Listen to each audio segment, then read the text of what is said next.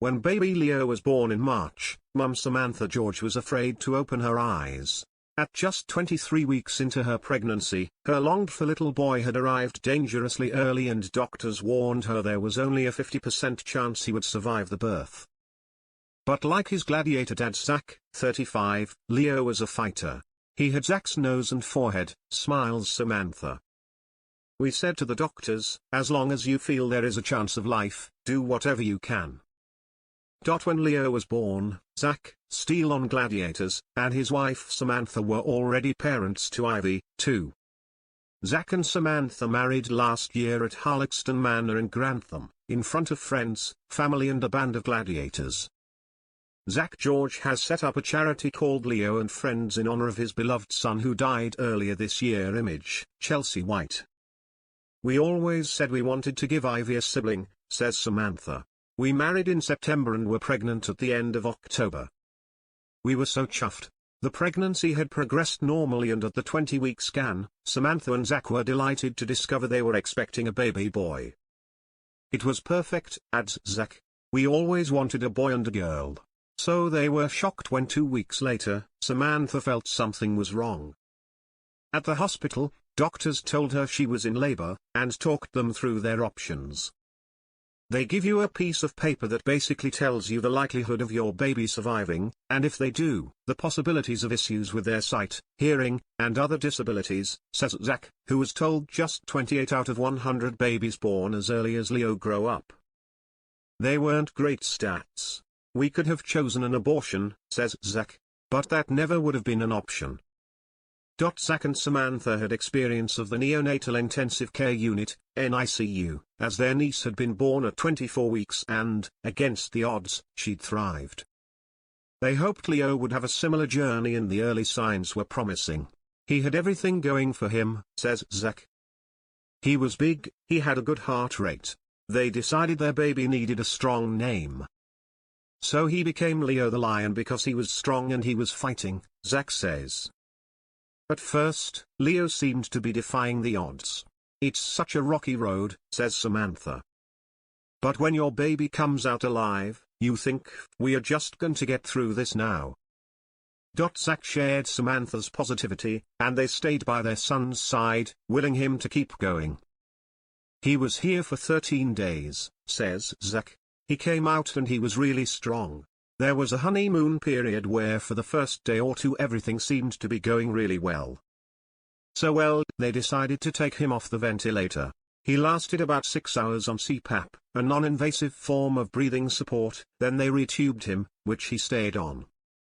After the honeymoon stage, the first 2 days, things started to happen, like brain bleeds, says Zack.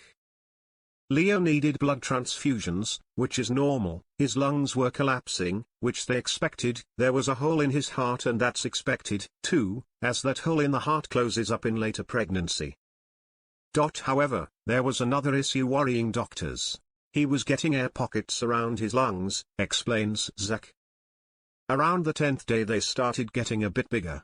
They came to the conclusion that when they tubed him, either the first or the second time, they created a hole in his windpipe. It's no one's fault, a baby that young is really fragile, it's just a risk. Sadly, baby Leo began to deteriorate and Zack and Samantha's family came in to say their goodbyes. That was really hard, because if it hadn't happened, he would probably still be here, says Zack. A 23-week-old baby has so much to do. Overnight, he got quite bad, that's when we went in and he passed away.